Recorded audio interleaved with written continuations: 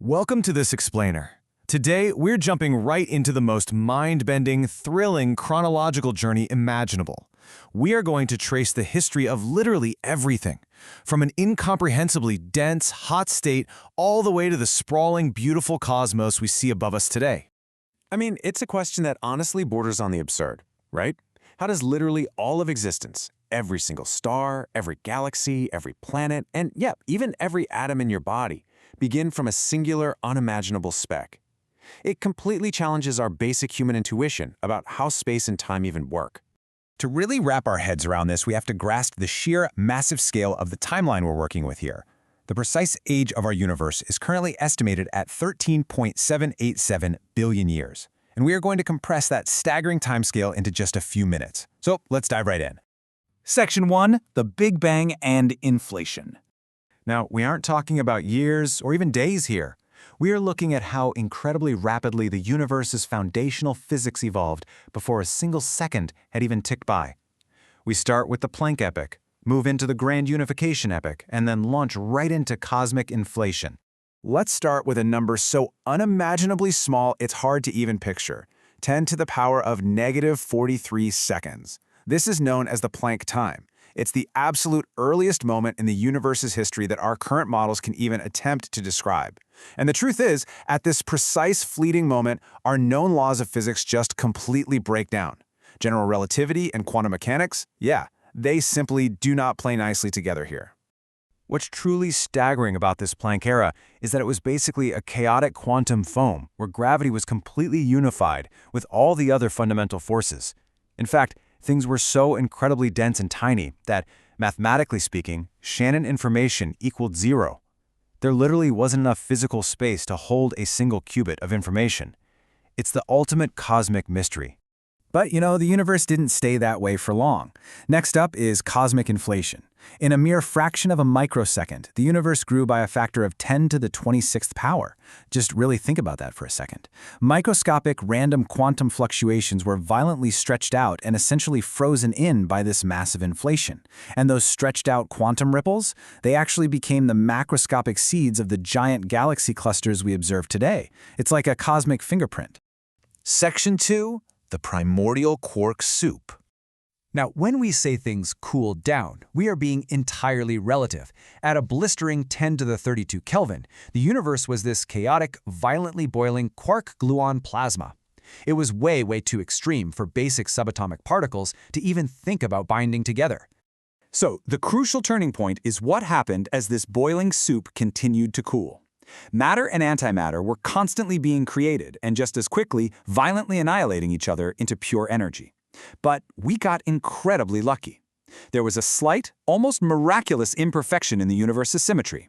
For every 10 billion pairs of matter and antimatter that wiped each other out, one single solitary particle of regular matter survived.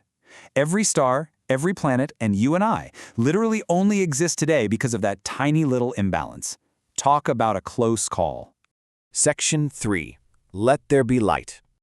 About 3 minutes into the expansion, the temperature finally dropped enough for something called Big Bang nucleosynthesis to occur. For the absolute first time, protons and neutrons could actually stick together without immediately being blasted apart.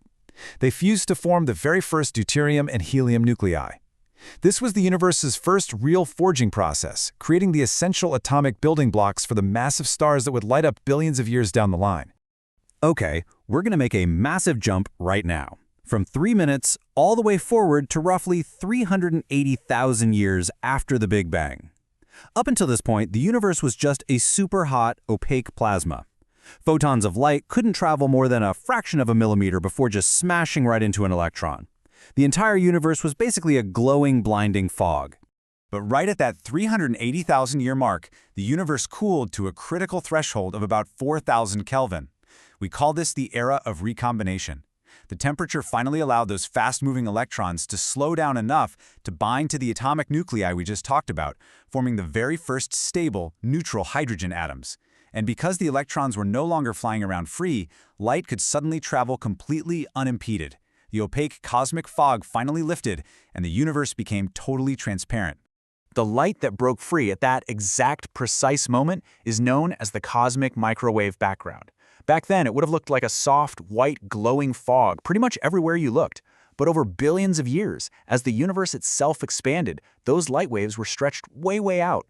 Today, they've cooled to just 2.7 Kelvin above absolute zero. And the crazy thing is, we can still detect these ancient traveling photons as faint microwave radiation blanketing the entire sky right now.